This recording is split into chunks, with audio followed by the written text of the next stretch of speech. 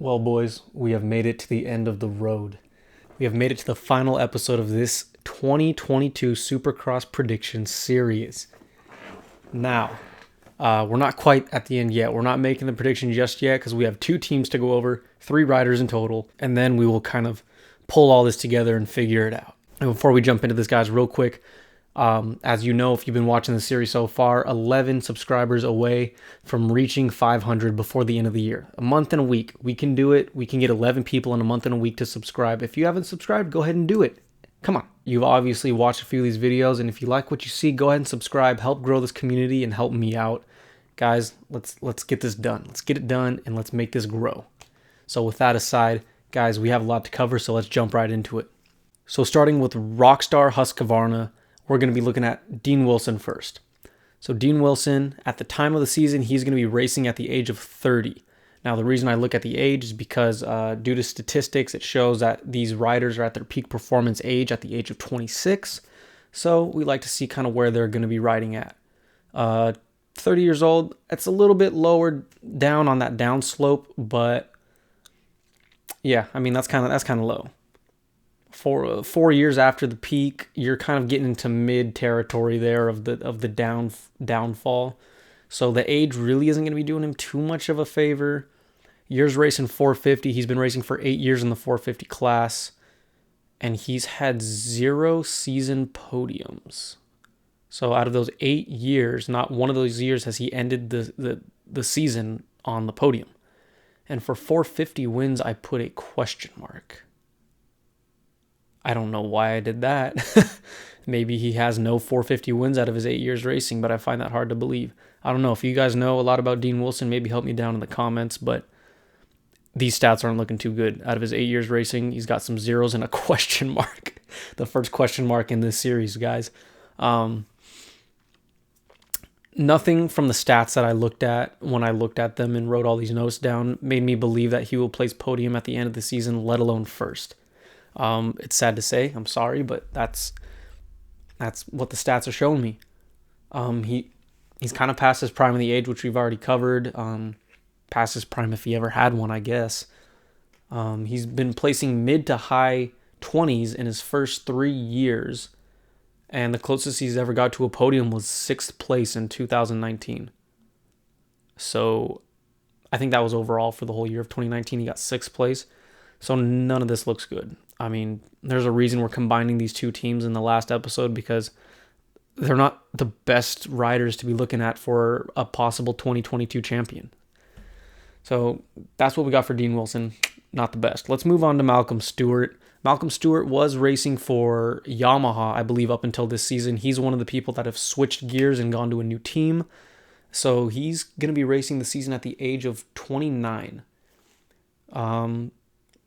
Probably still at the top end of that downward slant after the age of 26, maybe slowly trickling into that mid. So age won't be doing him a favor, but it won't be hurting him too much. He's been racing 450 for 6 years. I think if I remember correctly, that's been like an on and off. He's got a real weird past, which we'll get into in a second. But season podiums, out of his 6 years, he's never been on a podium at the end of any of the seasons. 450 wins, he has a question mark as well. I don't know why I'm not finding 450 wins for these guys. Maybe, I don't know, maybe the statistics just aren't there. They got to be there. I don't know what I did there. That's weird. I mean, if you guys know anything about Dean Wilson or Malcolm Stewart, help me out here. How many 450 wins out of their years racing 450 Supercross, not motocross, Supercross, do they have? Strange. But again, out of 6 years, still not looking the best. His riding history is super inconsistent, and not like his riding on a track, but like the history of he was bouncing around a lot between 250, 450, off-season and on-season kind of stuff. He went from the 250 to 450 for a year, and then back down to the 250 class for a few years, and then went back to 450. I haven't been watching long enough to know why that is. Maybe he just bit off a little more than he can chew and stepped back down. His end of season positioning in his 450 years are all over the place. No consistency, showing a steady growth. The The only riding I've seen from him ends in an accident or getting eaten up by the pack of riders. I've only seen him hold his own in battles a few times. So again, he's not showing a lot of strength either. I do know that he's had a few pretty bad accidents that took him out for the season and possibly the following season. So got to factor that in, out of his 6 years racing 450, a few of those have to be accidents or recoveries. So I don't know. I don't see him bouncing back too strong given his age. But again, I wouldn't place him on podium, let alone first place for this season either. What I've been doing in past videos is I pick somebody from each team to kind of represent the team at potentially getting podium or winning. Guys, I can't pick anybody from Husqvarna. I'm sorry. I'm not going to put either of them up for a podium or first place. So I think we're just going to knock Rockstar Husqvarna out of here for now. We're going to put them out. Now let's try to lighten the mood a little bit, guys. I'm sorry I kind of got negative there, but I mean, come on. Let's move on to the Troy Lee Designs Red Bull GasGas team, which only has one rider, Justin Barcia. Okay, let's talk about this. Justin Barcia, kind of checkered past going on, switched over to the GasGas team, I believe last year, I think was their debut kind of Supercross year. If not, it was the year before. But no, I think it was the year before. I don't know. I'm getting scattered right now.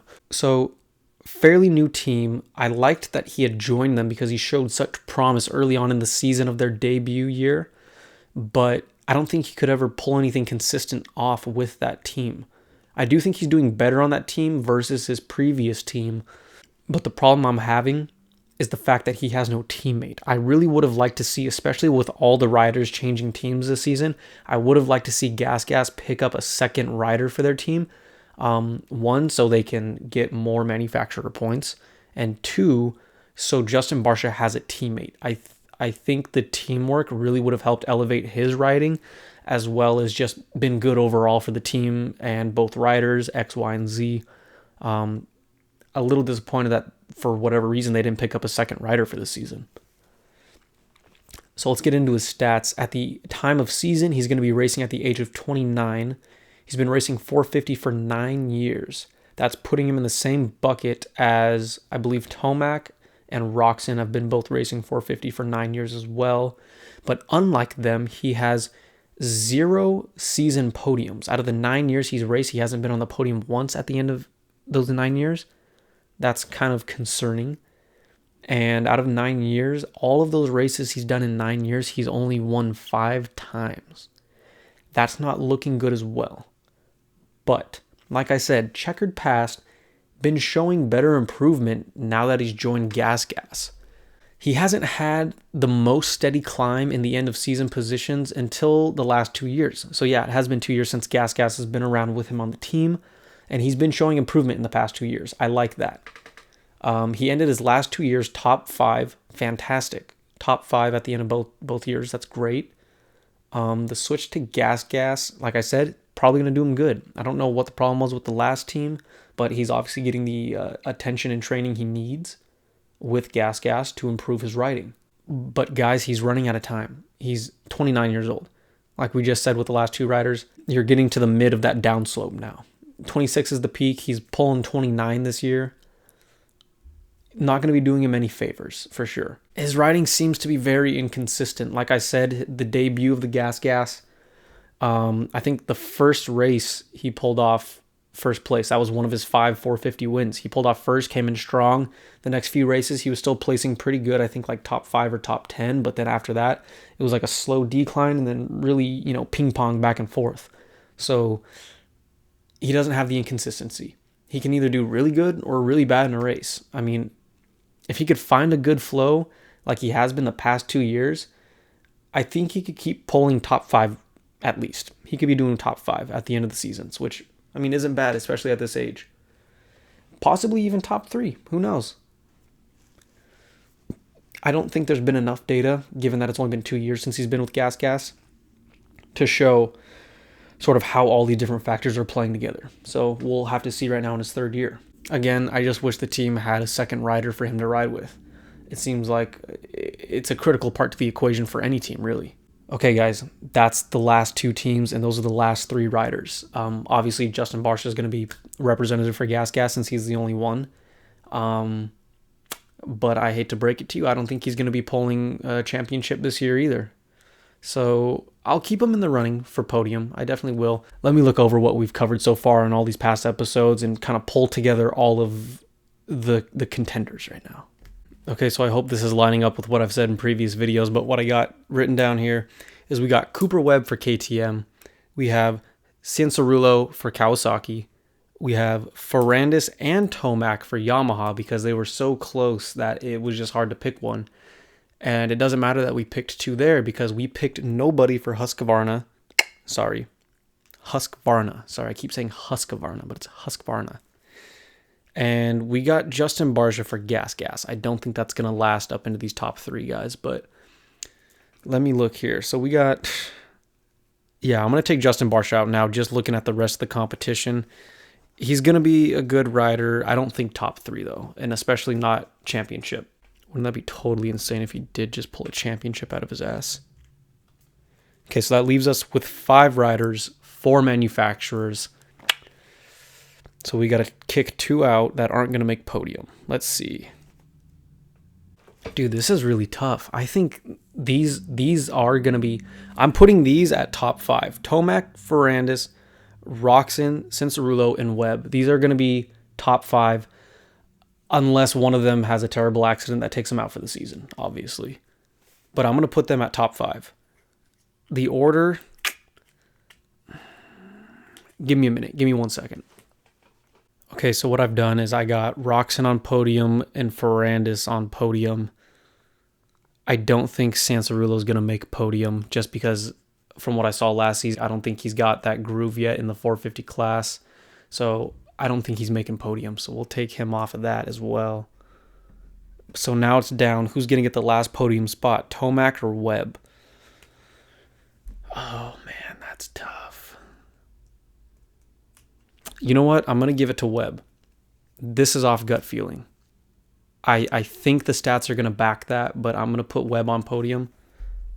And Tomac, I mean, as amazing as a rider as he is, like I said in the Yamaha video, judging from what I saw last season, he still does have the same riding energy and speed and everything, but for some reason the consistency just wasn't there from race to race. He was just fluctuating in the pack every race. So that's why I'm not giving him podium, but he's still top 5. And Cooper Webb, like I said, he's still riding high on all those podiums he's had in the past, I think, 3 years. He's gotten 2 championships and a second place. In the 3 out of the 5 years he's been racing 450, I think he's going to ride high on that. So who we have on podium right now? Ferrandis, Roczen, Cooper Webb. The question is, who's taking home that championship, guys? The reason I'm putting these 3 on podium is because Ferrandis, he's a monster. He's a monster on it. With these Yamaha bikes coming out, I'm excited to see what he's going to do on them. He showed a lot of good things in his first year on the 450 class, so I can only imagine how his second year is going to go. Roczen, like I said, he's still hungry for that championship. He hasn't gotten a 450 championship yet. He's tasted it. He's gotten so close. He's had second place twice and third place twice. He's hungry. He's so close he can taste it.